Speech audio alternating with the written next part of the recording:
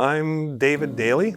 I'm Red River Métis, and I am a long-time resident of Churchill, Manitoba, born and raised. And my business is Wapusk Adventures. We also own a hotel with my daughter and my son-in-law called the Aurorian.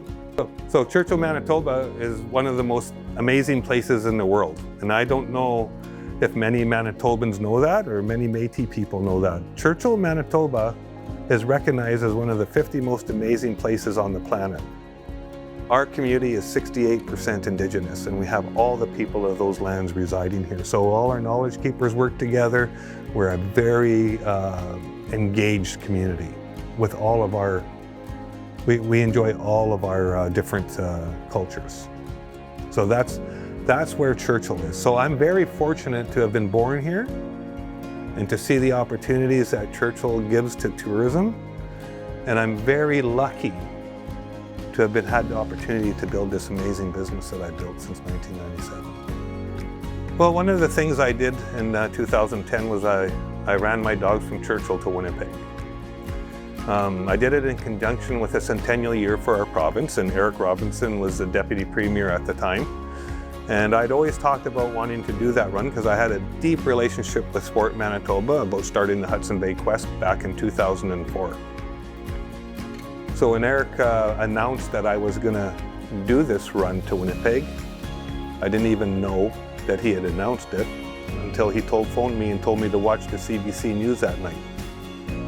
And he said, my good friend Dave Daley, a Métis dog musher, is going to run his dogs from Churchill to Winnipeg to a homecoming to his ancestral homeland at the Forks in downtown Winnipeg, because the theme for that centennial year was called the Manitoba Homecoming.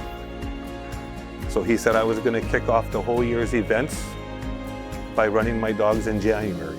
You know, and as I was traveling down, the connection to who I was just seemed to build as I got there, and it was very emotional to come into the Forks at the end of 20 days and to see people I haven't seen in 20, 25 years come up and say congratulations and what a feat that was. And, you know, it was an amazing time. Eric Robinson presented me with a Métis blanket, which is a big honor in our culture, and it was a life-changing moment for me, like being as a Métis person and being honored like that, to having done something so cultural.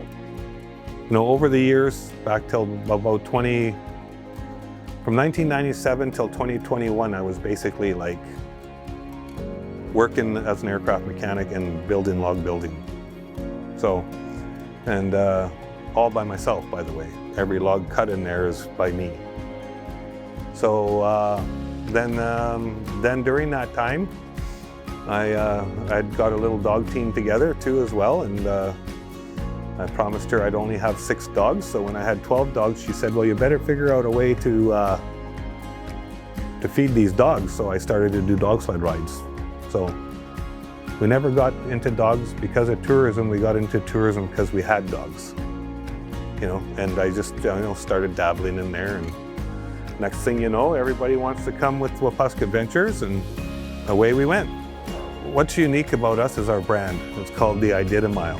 Like if you here in tourist season, you would understand that a mile is about as much as our tour base can do. Like everyone's between 70 and 90 years old. You know what I mean? Like they're more elderly. And to be honest, it's very cold here. You know, and people aren't dressed for that. We try to do 5-mile tours. We've tried to do different things, and people can't last. They're not used to this country, and they don't have the proper clothing or anything else. But there's such a volume of tourists, you know, like we see 6,000 tourists a year that come through my kennel. So we have to have something that's capable of the dogs to do, at the same time as giving the tourists a really good taste of something so cultural as dog sledding. I've had people from England here, 86 years old, get off the sled after the I Did a Mile with tears in their eyes and saying, I've been reading about dog sledding since I was a little guy, and this is my bucket list thing, and I finally got to do it. Like that happens over and over and over again. Well, I think it's important to support each other. I mean, we're a big part of this province, and our entrepreneurial spirit is massive. I mean, there's people that have landscaping businesses, snow clearing businesses. There's people that have every business under the sun, in tourism everywhere. And I see that a lot in Indigenous Tourism Manitoba, the association that I'm chair of in Winnipeg, and that I was asked 8 years ago to chair the Manitoba Indigenous Tourism Advisory Committee, which has led into Indigenous Tourism Manitoba, which for the last 4 years we've been building businesses in this province one-on-one with Indigenous people. So both First Nations and Métis and Inuit. Okay, so we went from 60 businesses when I started 8 years ago, and now we have 190. And there's a lot of Métis businesses that are getting into tourism around Winnipeg.